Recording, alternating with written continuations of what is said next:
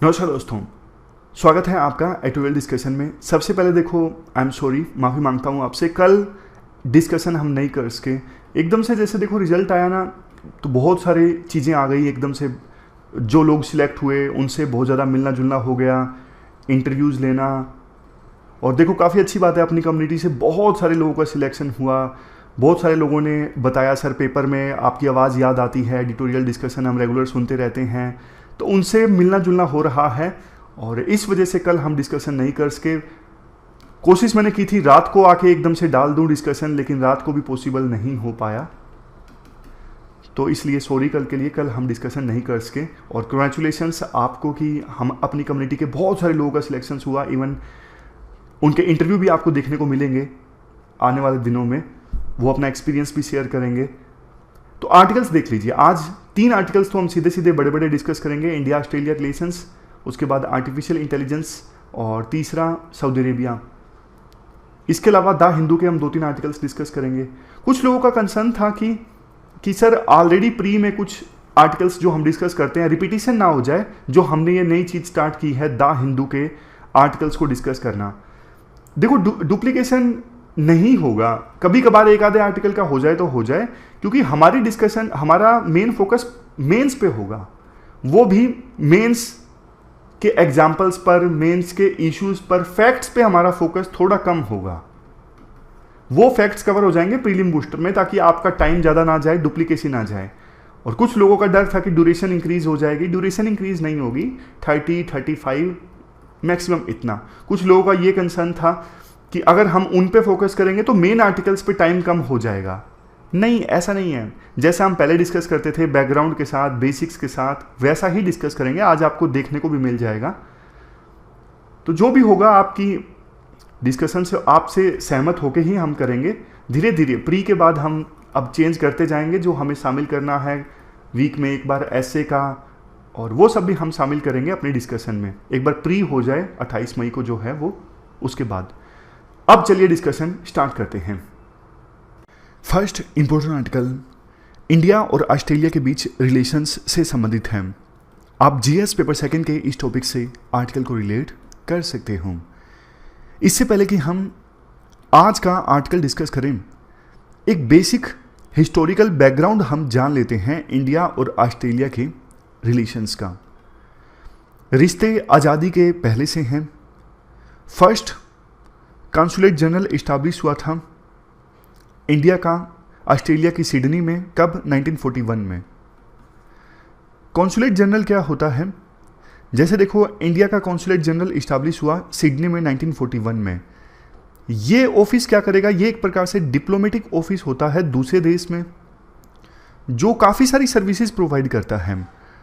मान लीजिए इस केस में ऑस्ट्रेलिया से किसको इंडिया में आना है, तो इंडिया का कॉन्सुलेट जनरल वीज़ा प्रोवाइड करेगा इंडिया में आने के लिए। ट्रेड को इंक्रीज कैसे किया जाए, अगर इंडिया के नागरिक सिडनी में किसी मुश्किल में हैं तो उनको सर्विसेज प्रोवाइड करेगा। कोई लीगल या फिर एडमिनिस्ट्रेटिव मैटर है उसको हैंडल किया जाएगा। ये सब काम होते हैं कॉन्सुलेट जनरल के।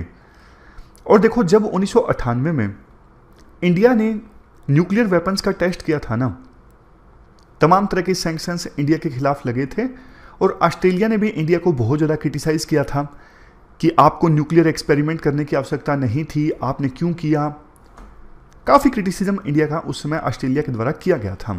लेकिन धीरे धीरे ग्लोबल पॉलिटिक्स में इंडिया की पावर बढ़ती जाती है और ऑस्ट्रेलिया इंडिया को स्वीकार करता है। वो ऑस्ट्रेलिया जो 1998 में इंडिया को क्रिटिसाइज कर रहा था, वही ऑस्ट्रेलिया इंडिया के साथ 2014 में एक डील साइन करता है यूरेनियम सप्लाई करने के लिए। समझ गए कैसे बाजी पलट गई? ये देखो इसलिए भी इंपॉर्टेंट था क्योंकि इंडिया ने एनपीटी साइन नहीं की थी, नॉन प्रोलिफरेशन ट्रीटी, जो 1960s में आई थी, लेट 1960s में। वो इंडिया ने साइन नहीं की थी, जिसमें ये बोला गया था कि P5 जिनके पास न्यूक्लियर वेपन्स हैं उस समय सिर्फ वही न्यूक्लियर वेपन्स को रखेंगे और कोई देश न्यूक्लियर एक्सपेरिमेंट नहीं करेगा। इंडिया ने इस ट्रीटी को रिजेक्ट कर दिया था। तो इस ट्रीटी को साइन ना करने के बावजूद ऑस्ट्रेलिया ने इंडिया के साथ यूरेनियम सप्लाई डील साइन की। ये इंपॉर्टेंट चीज़ है। अब इसके बाद शेयर्ड वैल्यूज़ है इंडिया और ऑस्ट्रेलिया की, प्लूरलिज्म पे विश्वास है दोनों देशों का, अलग अलग धर्मों के अलग अलग सेक्शंस के लोग मिलजुल के रहते हैं, वेस्ट मिनिस्टर स्टाइल्ड डेमोक्रेसी है, मतलब पार्लियामेंट का चलन है, प्रधानमंत्री को चुना जाता है। दोनों ने ये सिस्टम यूके से यानी इंग्लैंड से लिया है। कॉमनवेल्थ ट्रेडिशंस हैं, दोनों कॉमनवेल्थ जो ग्रुप है उसका पार्ट है। इकोनॉमिक एंगेजमेंट दोनों देशों के बीच बढ़ रहा है, यानी इकोनॉमिक रिश्ते मजबूत हुए हैं। डेमोक्रेसी कैसी है, डेमोक्रेटिक कंट्रीज हैं दोनों, वाइब्रेंट सेकुलर और मल्टीकल्चरल डेमोक्रेसी है, इंडिपेंडेंट जुडिशरी है। ये सब एग्जाम्पल्स हैं। कहने का मतलब एक है, वैल्यूज़ जो हैं मैच होती हैं इंडिया और ऑस्ट्रेलिया की। 2+2 मिनिस्ट्रियल डायलॉग स्टार्ट हुआ है जिसमें दोनों देशों के डिफेंस और फॉरेन मिनिस्टर्स आपस में मुलाकात करते हैं, मालाबार एक्सरसाइज में पार्टिसिपेट करते हैं दोनों देश। तो ये आपको एक ना बैकग्राउंड मिल गया इंडिया और ऑस्ट्रेलिया के रिश्तों के बीच में। अब बात करते हैं कंटेक्स्ट की। कंटेक्स्ट देखो ये है कि भारत के प्रधानमंत्री मोदी हाल ही में ऑस्ट्रेलिया की यात्रा पर गए, और ऑस्ट्रेलिया की यात्रा पर वो गए सिडनी में। इंडियन डायस्पोरा के जो लोग हैं ना, भारतीय मूल के जो लोग हैं, उनसे मुलाकात की प्रधानमंत्री मोदी ने। अभी जो ऑस्ट्रेलिया के प्रधानमंत्री के साथ मोदी की मुलाकात है ना, 6th मीटिंग है ऑस्ट्रेलिया के प्रधानमंत्री के चुने जाने के बाद। एल्बनीज जो अभी ऑस्ट्रेलिया के प्रधानमंत्री हैं, उनकी प्रधानमंत्री मोदी से 6th मीटिंग ऑर्गेनाइज हुई। 1 साल के अंदर अंदर 6 मीटिंग्स होना ये बताता है रिश्ते किस प्रकार से मजबूत हो रहे हैं।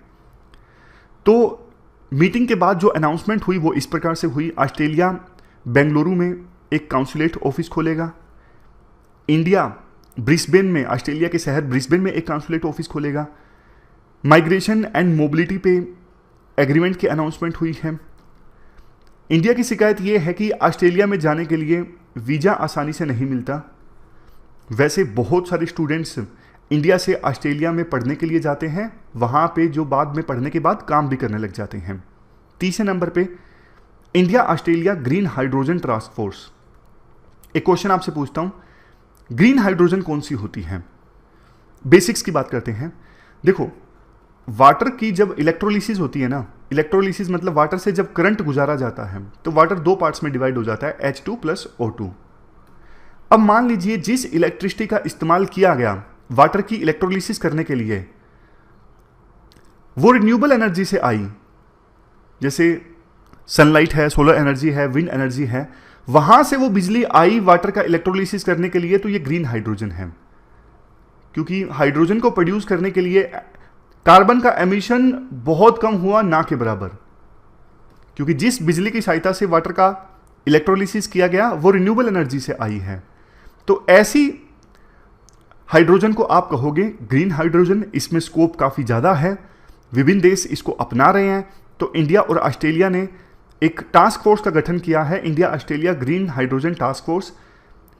इसके लिए टर्म्स बता दिए गए हैं कि टास्क फोर्स किन मुद्दों पे काम करेगी।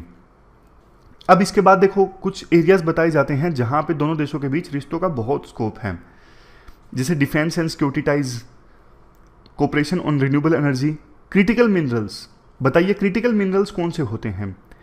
क्रिटिकल मिनरल्स को देखो स्ट्रेटेजिक मिनरल्स और रेयर अर्थ एलिमेंट्स के नाम से भी जाना जाता है। रेयर अर्थ एलिमेंट्स, देखो ये वो मिनरल्स हैं जो इंडस्ट्रीज के लिए, टेक्नोलॉजीज के लिए बहुत ज़्यादा ज़रूरी हैं, लेकिन इनकी सप्लाई ना या तो लिमिटेड है, एबंडेंस में नहीं मिलते, कम मिलते हैं, या फिर जहाँ पे ये मिलते हैं वो बहुत कम एरिया में मिलते हैं। फॉर एग्जांपल चाइना में सिर्फ, साउथ कोरिया में सिर्फ। इस वजह से सप्लाई की दिक्कत आ जाती है। चाइना के ऊपर डिपेंडेंट हो गए बहुत से देश क्रिटिकल मिनरल्स के लिए। समझ गए? तो ये डेफिनेशन है क्रिटिकल मिनरल्स की, वो मिनरल्स जो इंडस्ट्रीज और टेक्नोलॉजी के लिए बहुत ज़रूरी है, लेकिन जिनकी सप्लाई या तो लिमिटेड है या फिर बहुत ही ज़्यादा ज्योग्राफिकली कॉन्सेंट्रेटेड है। और ये इस्तेमाल होते हैं काफ़ी सारे सेक्टर्स में, जैसे electronics, clean energy, defence, aerospace, telecommunication. Example आपको देता हूँ। सबसे पहला एग्जाम्पल तो आप खुद दोगे मुझे, लिथियम। लिथियम आपको पता है बैटरीज में इस्तेमाल होता है, इलेक्ट्रिक व्हीकल हों, मोबाइल की बैटरीज हों, वहाँ पे लिथियम आयन इस्तेमाल होता है, लिथियम आयन की बैटरीज इस्तेमाल होती हैं। और इसके अलावा रेयर अर्थ एलिमेंट्स हैं। रेयर अर्थ एलिमेंट्स मतलब 17 एलिमेंट्स हैं, जिसमें नियोडीमियम्स और डायस्प्रोम, ऐसे नाम है, मुश्किल सा नाम है। मतलब रेयर अर्थ एलिमेंट्स में ना 17 एलिमेंट्स आते हैं। इनका इस्तेमाल होता है मैग्नेट्स के लिए, इलेक्ट्रॉनिक्स के लिए, विंड टर्बाइंस के लिए, इन सब चीज़ों के लिए। कोबाल्ट, ग्रेफाइट, टंगस्टन, ये मैंने आपको एग्जांपल दिए क्रिटिकल मिनरल्स के।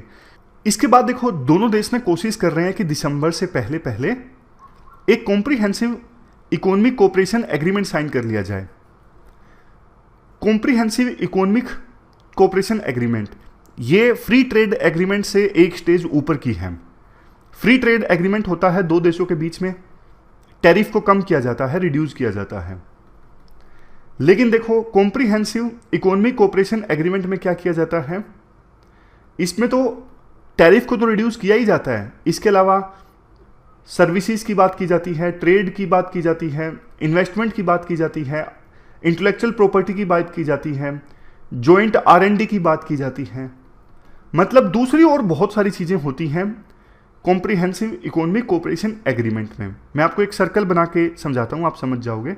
ये मान लीजिए कॉम्प्रिहेंसिव इकोनॉमिक कोऑपरेशन एग्रीमेंट है ना, सेका है, तो इसके अंदर फ्री ट्रेड एग्रीमेंट आ जाएगा। फ्री ट्रेड एग्रीमेंट में सिर्फ गुड्स के ऊपर टैरिफ रिड्यूस किया जाता है या ऑलमोस्ट खत्म कर दिया जाता है, लेकिन सेका में और बहुत सारी चीज़ें आती हैं, इन्वेस्टमेंट, सर्विसेज का ट्रेड, R&D, इंटेलेक्चुअल प्रॉपर्टी, बहुत सारी चीज़ें आ जाती हैं। तो दोनों देश कोशिश कर रहे हैं दिसंबर से पहले सेका साइन हो जाए। वैसे देखो इंडिया और ऑस्ट्रेलिया के बीच में ना डिफरेंस है। रशिया यूक्रेन वार को लेकर डिफरेंस है, इंडिया जहां न्यूट्रल है और ऑस्ट्रेलिया यूक्रेन के पक्ष में है। लेकिन ना इंडो पैसिफिक रीजन के लिए दोनों की सोच सेम है। इंडो पैसिफिक रीजन में चाइना एग्रेसिव है, इंडो पैसिफिक रीजन ओपन होना चाहिए जहां पे कोई देश अपनी मनमानी ना करे। इस इशू को लेकर दोनों देश अलाइंड है। अब ना एक और चीज लास्ट में आती है। देखो यहां पे ना प्रधानमंत्री मोदी ने एक बात बोली, दोनों देशों के बीच रिश्ते मजबूत हैं, इसमें जो इंडियन ओरिजिन के लोग हैं ना ऑस्ट्रेलिया में, उनका बहुत बड़ा रोल है। इसके साथ साथ प्रधानमंत्री मोदी ने ना ये बात भी उठाई कि वहां पे ना इंडियन कॉन्सुलेट पे अटैक किया गया खालिस्तान सपोर्टर्स के द्वारा, और कुछ जैसे मंदिर वगैरह हैं उन पे भी अटैक हुआ। ये बात प्रधानमंत्री मोदी ने उठाई ऑस्ट्रेलिया के प्रधानमंत्री के सामने। राइटर ये कहते हैं सेम चीज़ प्रधानमंत्री मोदी ने पहले भी उठाई थी जब ऑस्ट्रेलिया के प्रधानमंत्री भारत की विजिट पे आए थे। देखो ये जो हुआ ना ऑस्ट्रेलिया में, ऑस्ट्रेलिया के लोगों पे अटैक हुआ, ऑस्ट्रेलिया के लोगों के द्वारा किया गया, ऑस्ट्रेलिया की प्रॉपर्टी पे हुआ।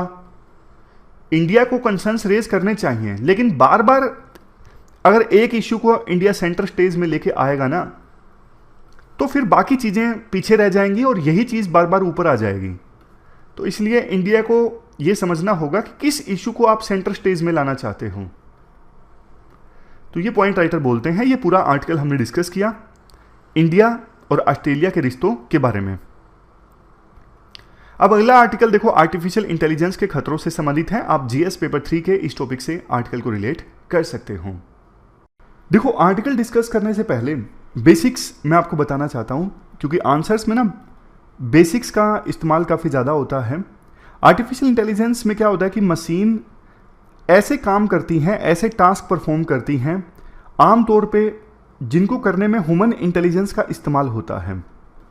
सबसे बढ़िया और लेटेस्ट एग्जांपल है चैट जीपीटी। चैट जीपीटी से आप कोई भी क्वेश्चन पूछो वो आंसर देने की कोशिश करता है।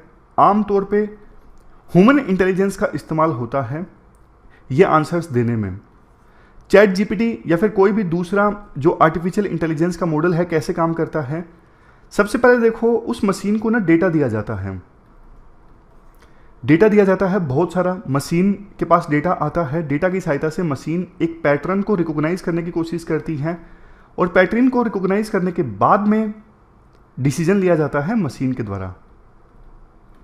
समझ गए? तो इसमें एल्गोरिथम का इस्तेमाल होता है, डिसीजन लेने में एल्गोरिथम का इस्तेमाल होता है। मैं आपको एक एग्जांपल की सहायता से बताता हूं ताकि आपको आसानी से समझ में आए। मान लीजिए एक मशीन को तैयार करना है ये पहचानने में कि ये फोटो जो है कुत्ते की है या बिल्ली की है, डॉग की है या कैट की है। मशीन को कैसे तैयार करेंगे? सबसे पहले तो बहुत सारी फोटोज दी जाएंगी डॉग की और कैट की फीचर्स के साथ में। बहुत सारी फोटोज मशीन को दी जाएंगी, यानी डेटा सबसे पहले हमने दे दिया। अब ना मशीन पैटर्न को रिकॉग्नाइज करने की कोशिश करेगा बड़े स्केल पे, जैसे अच्छा लंबी पूंछ हो तो मतलब कुत्ता है, अच्छा मतलब इस प्रकार की अगर प्रिंटिंग हुई है स्किन पे तो मतलब कुत्ता है, अगर और मतलब समझ गए, ऐसे ऐसे फीचर्स देख देख के मशीन ना पैटर्न आइडेंटिफाई करने की कोशिश करती है, फीचर्स कैरेक्टरिस्टिक्स आइडेंटिफाई करने की कोशिश करती है। फिर वो एक एल्गोरिथम पे काम करती है, मतलब इंसान ने उसके बाद एल्गोरिथम दे दिया मशीन को कि सबसे पहले आप पूंछ रिकॉग्नाइज करने की कोशिश करो, पूंछ की लेंथ देखो, उसके बाद आप बॉडी का स्ट्रक्चर देखो, उसके बाद आप कलर देखो, ऐसे एक एल्गोरिथम बना के दे दिया मशीन को। और ये सारे पैरामीटर्स पर परख के इस एल्गोरिथम पे काम करके मशीन फाइनली आंसर देगी कि मेरा एक्सपीरियंस ये कहता है ये जो फ्रेश इमेज दी गई है मुझे पैटर्न आइडेंटिफाई करने के लिए, ये कुत्ते की है या बिल्ली की है। एग्जाम्पल समझ गए ना, सबसे पहले डेटा दिया जाता है, उसके बाद पैटर्न आइडेंटिफाई करने की कोशिश करती है मशीन, एल्गोरिथम लगाती है और रिजल्ट सामने आता है। लेकिन देखो जैसे जैसे आर्टिफिशियल इंटेलिजेंस आगे बढ़ रही है ना, कंसर्न्स भी सामने आ रहे हैं। पहली इमेज में बताया गया है कि इस प्रकार से आर्टिफिशियल इंटेलिजेंस के जो पायोनियर्स हैं ना, जिन्होंने आर्टिफिशियल इंटेलिजेंस में बढ़ चढ़ के काम किया, वो भी कंसर्न हैं आर्टिफिशियल इंटेलिजेंस के खतरों को लेके। कंसर्न किस प्रकार से है मैं आपको बताता हूँ। जैसा देखो अभी हमने डिस्कस किया कि डेटा दिया जाता है मशीन को सबसे पहले। अब देखो डेटा जो दिया जाता है ना कई बारी बड़े स्केल पे वो बायस्ड होता है। आपको पता है समाज में ना अनेकों तरह के स्टीरियोटाइप होते हैं। स्टीरियोटाइप जैसे देखो अब आपको पता है ऑफिस में ना अगर रिज्यूमे निकाले जाएंगे और स्किल्स निकाली जाएंगी तो ना मेल जो है ना उनकी प्रोडक्टिविटी आपको ज़्यादा मिलेगी। ऐसा इसलिए क्योंकि पैट्रियार्की है, ऐसा इसलिए क्योंकि कम महिलाएं काम करती हैं ऑफिस में, ऐसा इसलिए क्योंकि महिलाओं को मैटरनिटी लीव लेनी पड़ती है बच्चों की केयर के लिए। तो इस पैट्रियार्की की वजह से ना डेटा में ये सामने आएगा कि मैन जो है वो ज़्यादा कैपेबल हैं, तो मशीन जो है उन्हें प्रमोट करने का ओपिनियन जाहिर करेगी। ये एक एग्जांपल मैंने आपको बताया कि डेटा में बायसनेस मिलेगी और जैसा डेटा होगा मशीन वैसा ही आंसर देगी। अब जैसे देखो क्राइम की बात आई, क्राइम को प्रिडिक्ट करना है कि क्राइम कहाँ पे होगा, तो डेटा दिया जाएगा। डेटा में ये सामने आएगा कि कुछ एरियाज ऐसे हैं जहाँ पे क्राइम ज़्यादा हुए हैं, जहाँ पे माइनॉरिटीज़ रहते हैं। अब माइनॉरिटीज़ आपको पता है वल्नरेबल होते हैं, ज़्यादातर जगह पे गरीब होते हैं, तो वहाँ पे ज़्यादा क्राइम होता भी है और रिपोर्ट भी ज़्यादा होता है। आमतौर पे दूसरे एरियाज़ में कई बार क्राइम की रिपोर्टिंग कम होती है या फिर पुलिस केस ख़त्म कर दिया जाता है। तो ना राइटर ये बोलना चाहते हैं कि ज़्यादातर केसेस में ना यही सामने आएगा कि माइनॉरिटीज़ जो हैं इन पे ज़्यादा शक है क्राइम करने का, ये क्राइम करेंगे, या फिर दूसरे जो डिप्रेस्ड सेक्शंस के लोग हैं वो क्राइम ज़्यादा करेंगे। इवन फेस रिकॉग्निशन जो सॉफ्टवेयर होता है जो आर्टिफिशियल इंटेलिजेंस पे काम करता है उसमें भी ये सामने आ जाएगा कि मतलब कोई माइनॉरिटी या फिर दूसरे डिप्रेस्ड सेक्शन का पर्सन है ना, उस पर सुई आ जाएगी कि यही पर्सन है जिसने अपराध किया है, क्योंकि डेटा ही बाइस्ड है। जो डेटा दिया गया है जिसके बेस पे पैटर्न रिकॉग्नाइज किया जाएगा आर्टिफिशियल इंटेलिजेंस के द्वारा। तो राइटर ये कहते हैं देखो अब सरकार चूंकि बजट इंक्रीज कर रही है आर्टिफिशियल इंटेलिजेंस के लिए, अपने हिसाब से चैट जीपीटी को यूज़ करवाना चाहती है, ना सिर्फ इंडिया की सरकार बल्कि अलग देशों की सरकार।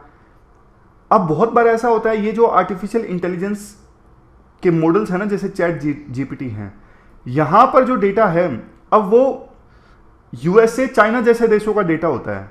और वर्ल्ड में इतनी सारी डाइवर्सिटी है, वहाँ पे जो चीज़ें एप्लीकेबल होगी वो इंडिया में नहीं एप्लीकेबल होगी। इंडिया का कल्चर अलग है, इंडिया के लोग अलग हैं, रहन सहन अलग है, लेकिन डेटा दिया गया है यूएस चाइना का, तो फिर यहाँ पे दिक्कत आएगी। वो डिसीजंस मशीन के इंडिया के कंटेक्स्ट में लागू नहीं होते हैं। और एक चीज़ देखो हमारे सोसाइटी में ना बेसिक वैल्यूज़ डिग्रेड हो रही हैं, लेकिन एम्पथी सिंपथी इनका जो एलिमेंट है ना वो आज भी मिल जाता है। मोरल कंपस तो आज भी है सोसाइटी में, सही को सही और गलत को गलत कहा जाता है। अत्याचार होता है किसी गरीब पर्सन पर, डिप्रेस्ड सेक्शन पर, तो लोग आवाज़ उठाते हैं कि गलत हो रहा है। एक नॉर्मल सा एग्जांपल है, कुछ समय पहले ना कोरोना का समय था, एक वीडियो वायरल हो गई थी एक रेडी वाला पर्सन था, रेडी वाला वेंडर था, उसके आम उठा के ले गए बहुत सारे लोग, वीडियो वायरल हो गया था। तो वीडियो वायरल हो गया था तो लोगों का गुस्सा फूट पड़ा, भैया आप गरीब आदमी के रेडी से आम क्यों उठा रहे हो? इंडिया में ऐसी चीज़ आ गई है कि मुश्किल भरा समय है कोरोना का, वो रेडी वाला बेचारा अपना परिवार का पेट भरना चाहता है, लेकिन लोग आम उठा उठा के भाग रहे हैं उसकी रेडी से। तो फिर लोगों ने चंदा देना स्टार्ट किया उस पर्सन को जिसके वो आम थे, ट्विटर पे वीडियो वायरल हो गई। तो मोरल कंपास अभी भी है हमारे समाज में, गलत होता है तो लोग आवाज़ उठाते हैं, लेकिन मशीनों में कोई मोरल कंपास थोड़ी ना है। मशीन थोड़ी ना बता सकती है कि ये चीज़ गलत है, वैल्यूज़ थोड़ी ना है मशीन की, मतलब इमोशंस थोड़ी ना है मशीन में। तो यहाँ पे दिक्कत है कि मशीन के द्वारा जो आंसर्स दिए जाएंगे ना उसमें इमोशंस नहीं होंगे। इसी प्रकार से कुछ और एग्जाम्पल दिए जाते हैं, जैसे मशीन के द्वारा प्रेडिक्ट कर दिया जाएगा कि पोटेंशियल ड्रग अब्यूज़ जो है इस एरिया में हो सकता है, इस कम्युनिटी के लोगों के द्वारा किया जाएगा, और किसी पर्टिकुलर कम्युनिटी को ज़्यादा इंटेलिजेंट बताया जा सकता है मशीन के द्वारा। तो ये सब दिखते हैं, डेटा बायस्ड है तो इसलिए डिसीजन गलत आ सकते हैं। इसलिए ना डेटा जो होना चाहिए ना वो ट्रांसपेरेंट होना चाहिए, ऑब्जेक्टिव होना चाहिए, बिना किसी बायस्ड के होना चाहिए, लोकल होना चाहिए। ऐसा नहीं कि कहीं का डेटा कहीं पे अप्लाई किया जा रहा है। इसके लिए ना प्राइवेट सेक्टर और प्रैक्टिशनर्स को ना सरकार के साथ मिलकर काम करना चाहिए। गोल ये होना चाहिए कि मशीन्स को आप इंटेलिजेंट बना रहे हो ना तो वो इंक्लूसिव भी हों, कंट्री की डाइवर्सिटी को समझें, हेट्रोजीनिटी को समझें, और मशीन्स ऐसी होनी चाहिए जो कंट्री की प्रोग्रेस में योगदान दें, ना कि दुनिया को पोलराइज करें, विभिन्न सेक्शंस में डिवाइड करें। तो ये पूरा आर्टिकल हमने डिस्कस किया आर्टिफिशियल इंटेलिजेंस से संबंधित। अब अगला आर्टिकल देखो सऊदी अरेबिया से संबंधित है। सीधा सीधा आर्टिकल यूपीएससी पूछेगी, इसकी संभावना कम है, लेकिन कुछ पॉइंट्स जल्दी से हम देख लेते हैं। जीएस पेपर 2 के इस टॉपिक से आर्टिकल को रिलेट कर सकते हो। सऊदी अरेबिया ने हाल ही में देखो ईरान के साथ अपने रिश्तों को ठीक करने की दिशा में कदम उठाए हैं। चाइना ने मीडिएशन करवाया है ईरान और सऊदी अरेबिया के बीच, और ईरान और सऊदी अरेबिया वैसे ध्रुव विरोधी हैं, बहुत बड़े दुश्मन हैं, लेकिन चाइना की मीडिएशन से दोनों देशों के बीच रिश्ते पहले से ठीक हुए हैं। अभी ना 32वां अरब लीग का समिट ऑर्गेनाइज हो रहा है जेडा में। जेडा क्या सऊदी अरेबिया की राजधानी है? नहीं, राजधानी तो रियाद है। तो अरब लीग देखो बनी थी 1945 में, अभी 22 मेंबर्स हैं अरब लीग में। ये बेसिक इंफॉर्मेशन मैंने आपको बताई। 12 साल के बाद 22 अरब स्टेट्स एक साथ आए मीटिंग करने के लिए, और 17 देशों के तो हेड्स ने भी पार्टिसिपेट किया। अभी समिट में क्या हुआ, सीरिया को वापस शामिल कर लिया गया है अरब लीग में, और यूक्रेन के प्रेसिडेंट को भी इनवाइट किया गया ताकि वो अपनी बात रखें किस प्रकार से रशिया ने युद्ध स्टार्ट किया है यूक्रेन के अगेंस्ट। समिट के बाद जो जेडा डिक्लेरेशन रिलीज हुई वो काफ़ी ज़्यादा देखो प्रैक्टिकल थी, मतलब जैसी वर्ल्ड में सिचुएशन इमर्ज होकर आ रही है उस हिसाब से थी। अब बिल्कुल डिटेल में नहीं जाएंगे क्योंकि डायरेक्ट क्वेश्चन पूछे जाने की संभावना नहीं है, लेकिन मोटा मोटा मैं आपको बताता हूँ। राइटर कहते हैं सऊदी अरेबिया ना पहले से बहुत प्रैक्टिकल हो गया है। जैसे जो जॉइंट स्टेटमेंट आई जेडा की, इसमें ईरान रिलेटेड इश्यूज को हटा दिया गया क्योंकि रिश्ते ठीक हुए हैं अभी सऊदी अरेबिया के ईरान के साथ। प्रो पैलेस्टीन एजेंडा की तो बात कही गई, लेकिन इजराइल का नाम नहीं लिया गया, नाम से इजराइल को बुरा भला नहीं कहा गया। और अरब कंट्रीज के डोमेस्टिक अफेयर्स में इंटरफेरेंस को ख़त्म करने की बात कही गई। और जो मिलिशियाज हैं, जिससे ईरान जो है वो हौथी रिबल्स को सपोर्ट करता है, बिना नाम लिए बोला गया आर्म्ड ग्रुप्स और मिलिशियाज को सपोर्ट करना बंद करना चाहिए। नॉन अरब इशू को जगह नहीं दी गई, जैसे कश्मीर इशू को बहुत बार जगह दे दी जाती थी, ऐसे कोई इशू को जगह नहीं दी गई। राइटर कहते हैं सऊदी अरेबिया का इमरजेंस काफ़ी अच्छी से हुआ है क्राउन प्रिंस मोहम्मद बिन सलमान के अंतर्गत। मोहम्मद बिन सलमान जिनकी उम्र अभी सिर्फ 37 साल हैं, ये सऊदी अरेबिया को अलग ऊंचाइयों पर ले जा रहे हैं, एक्टिव हैं काफ़ी ज़्यादा। हालांकि जमाल खागोसी का असैसिनेशन इन्होंने करवाया था, ऐसा आरोप इन पे लगा। उसके बाद यूएसए ने सऊदी अरेबिया को बहुत क्रिटिसाइज़ किया था ह्यूमन राइट वायलेशन के लिए। लेकिन अब कहते हैं राइटर ईरान के साथ रिश्ते नॉर्मलाइज हो गए हैं इनके गाइडेंस में। अभी क्राउन प्रिंस हैं, ये अगले राजा बनेंगे। फ्रिक्शन कम हो गया है येमेन, लेबनान, सीरिया, इराक, इन इश्यूज़ पर, क्योंकि ईरान के साथ रिश्ते नॉर्मलाइज हुए हैं। उम्मीद की किरण जगी है। येमेन में सिविल वार जो चल रहा है 2015 के बाद से ही ये खत्म हो जाएगा। यूएस के साथ सऊदी अरेबिया के रिश्ते पहले से स्टेबलाइज हुए हैं।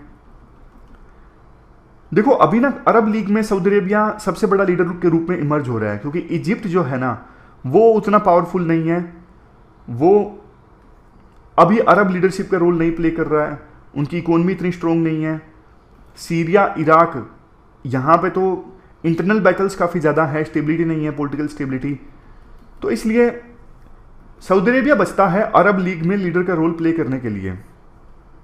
और देखो सऊदी अरेबिया के ईरान के साथ जो रिश्ते ठीक हुए हैं ना पहले से, इससे सऊदी अरेबिया को काफ़ी फायदा हुआ है। कतर, इराक, ओमान, पाकिस्तान ये पहले बिचौलिए का काम करते थे, इनकी इंपॉर्टेंस काफ़ी कम हो गई है। अब डायरेक्ट बात करता है सऊदी अरेबिया ईरान से। गाजा पट्टी जो है, ये जो रीजन है ना गाजा पट्टी का, यहाँ पे हमास रूल करता है। इनके साथ में एंगेजमेंट स्टार्ट किया है सऊदी अरेबिया ने, और इससे पैलेस्टीनियन का डी रेडिकलाइजेशन होगा, मतलब रेडिकलाइजेशन ज़्यादा नहीं होगा अगर सऊदी अरेबिया एंगेज करेगा गाजा पट्टी की लीडरशिप के साथ, क्योंकि सऊदी अरेबिया फिर हेल्प कर सकता है तो सिचुएशन इंप्रूव होगी, तो कम लोग रेडिकलाइज होंगे। अब्राम अकॉर्ड जो है, जिसके तहत यूएई ने और कुछ दूसरे देशों ने इजराइल के साथ रिश्तों को नॉर्मलाइज कर लिया है। अभी अब्राम अकॉर्ड में जल्दबाजी नहीं कर रहा है, यानी इजराइल के साथ रिश्तों को इंप्रूव करने में जल्दबाजी सऊदी अरेबिया नहीं कर रहा है। तो कुल मिलाकर देखो ये बोला जाता है जीडीपी जो है सऊदी अरेबिया की काफ़ी तेज़ी से इंक्रीज हो रही है, यूएई से ज़्यादा। वर्ल्ड का लार्जेस्ट ऑयल एक्सपोर्टर है, और जीडीपी 2022 में ग्रो हुई 8.7% ग्रोथ रेट से। अभी जीडीपी 1108 बिलियन डॉलर्स की है। ज़्यादा देखो सऊदी रिलेटेड डिटेल्स हैं। इंडिया का क्या एंगल है वो देख लेते हैं, क्योंकि देखो इंडिया के स्टेक्स इन्वॉल्व हैं वेस्ट एशिया में, खास करके इंडिया बहुत ऑयल इंपोर्ट करता है यहाँ से। इंडिया का डायस्पोरा है बहुत ज़्यादा, इंडिया के लोग यहाँ पे गए हुए हैं माइग्रेंट वर्कर्स की फॉर्म में। तो इंडिया को ये सारे जो इक्वेशंस नई नई इमर्ज होकर आ रही है ना, सऊदी अरेबिया का इमरजेंस हो रहा है, इनको ध्यान से देखना चाहिए, उसी हिसाब से अपनी रणनीति बनानी चाहिए। शुरुआत की जा सकती है। पिछले साल सऊदी अरेबिया के क्राउन प्रिंस को भारत की यात्रा पर आना था, वो नहीं आ सके थे। G20 की समिट के दौरान वो भारत की यात्रा पर आएंगे, तो उस दौरान अच्छी बातचीत हो सकती है क्राउन प्रिंस के साथ में, और फिर से उनको रीइनवाइट करना चाहिए बायलैटरल विजिट के लिए। तो ये बातें बोली जाती हैं राइटर के द्वारा। तो ये पूरा आर्टिकल हमने डिस्कस किया, सऊदी अरेबिया से संबंधित था, ज़्यादा इंपॉर्टेंट आर्टिकल नहीं था। इसके बाद अगला आर्टिकल न्यू पार्लियामेंट के बनने से संबंधित है। अब इसका इनाग्रेशन होगा 28 मई को। अपोजिशन पार्टीज बोल रही हैं कि प्रेसिडेंट को करना चाहिए था, प्रधानमंत्री को इनाग्रेशन नहीं करना चाहिए था। देखो मेंस के पर्सपेक्टिव से ना एक क्वेश्चन जो हमेशा इंपॉर्टेंट रहता है पार्लियामेंट से संबंधित, क्या पार्लियामेंट का डिक्लाइन हो रहा है? नई बिल्डिंग तो बन गई, लेकिन पार्लियामेंट की रेलेवेंस क्या कम हो रही है? कम जैसे देखो चर्चाएं कम होती हैं पार्लियामेंट में, अच्छी डिबेट्स नहीं होती। बताइए लास्ट टाइम कब आपने पार्लियामेंट में अच्छी डिबेट्स को सुना? आपको याद नहीं आ रहा होगा। बहुत कम ऐसा होता है कि पार्लियामेंट में अच्छी डिबेट सुनने को मिले इश्यूज़ पे। इश्यूज़ कितने सारे हैं जिन पे डिबेट्स हो सकती हैं, इतने सारे बिल हैं जिन पे हेल्दी डिस्कशन होनी चाहिए, लेकिन नहीं होती। इवन पार्लियामेंट्री कमेटीज़ का रोल काफ़ी ज़्यादा कम हो गया है, इस पे भी क्वेश्चन बन सकता है। पार्लियामेंट्री कमेटीज़ के पास में जब कोई बिल जाता है ना, तो वो अच्छे से उस पर विचार करते हैं पार्टी लाइन से हट के, क्योंकि पार्लियामेंट के अंदर जो डिबेट होती है उसमें तो कैमरे लगे हुए होते हैं, उनको अपनी पार्टी का स्टैंड लेना पड़ता है एमपीज़ को। लेकिन पार्लियामेंट्री कमेटी के पास कोई बिल जाता है ना, वहाँ पे एमपीज़ भी दिल से डिस्कशन करते हैं, क्योंकि कोई देख नहीं रहा है, तो वो अपनी ऑनेस्ट ओपिनियन बताते हैं पार्टी लाइन से हट के क्या होना चाहिए इस बिल पर, अच्छा कानून कैसे बनाया जाए। तो कमेटीज़ पर भी कम बिल अब जा रही हैं, ये चिंता का कारण है। बहुत सारे आर्टिकल्स आएंगे अब नई पार्लियामेंट का इनाग्रेशन जब होगा तब हम डिस्कस करेंगे। इसके बाद लिटरेसी प्रोजेक्ट से संबंधित एक एग्जाम्पल है जिसको आप इस्तेमाल कर सकते हैं। माइग्रेंट वर्कर्स देखो दूसरे स्टेट में जाते हैं ना, खास करके जैसे कई बार नॉर्थ इंडिया से साउथ इंडिया में गए, साउथ इंडिया से यहाँ पे नॉर्थ इंडिया में आए, तो वहाँ पे वर्कर्स को ना बड़ी दिक्कत आती है, वो लैंग्वेज नहीं समझते। अब तमिलनाडु में चले गए, तमिल लैंग्वेज नहीं आती, केरला में चले गए, मलयालम नहीं आती, तो माइग्रेंट वर्कर्स को तो इंग्लिश भी नहीं आती होती, तो उन्हें बहुत दिक्कत आती है। जैसे बिहार से, यूपी से, उड़ीसा से कोई गया, उनको वहाँ पे कम्युनिकेट करने में बहुत दिक्कत आती है। तो एक लिटरेसी मिशन ग्रुप है जो माइग्रेंट वर्कर्स को लिटरेसी प्रोवाइड कर रहा है वहाँ पे केरला में, मलयालम में। अभी उनका एग्जाम हुआ था, एग्ज़ाम कंडक्ट हुआ था और सिखाया भी गया था उससे पहले। तो माइग्रेंट वर्कर्स जब लैंग्वेज सीख जाएंगे ना, उनको वहाँ की वेलफेयर स्कीम्स, लोगों से कम्युनिकेट करने में काफ़ी आसानी होगी, उनका शोषण नहीं होगा। ये एग्जाम्पल दूसरी जगहों पर भी फॉलो किया जा सकता है। इसके बाद लास्ट में एक आर्टिकल और है जो डिटेल से पढ़ना पड़ेगा, बहुत बड़ा सारा आर्टिकल है, इसमें आधा घंटा जाएगा इसमें से पॉइंट्स निकालने के लिए। Making agree commodity value chain sustainable is tough, science का ये आर्टिकल है। तो ये आर्टिकल, इस आर्टिकल से पॉइंट ड्रा करके कल हम डिस्कस कर लेंगे। फिलहाल हम अपनी डिस्कशन को यहीं पर स्टॉप करते हैं। Thank you very much for discussion.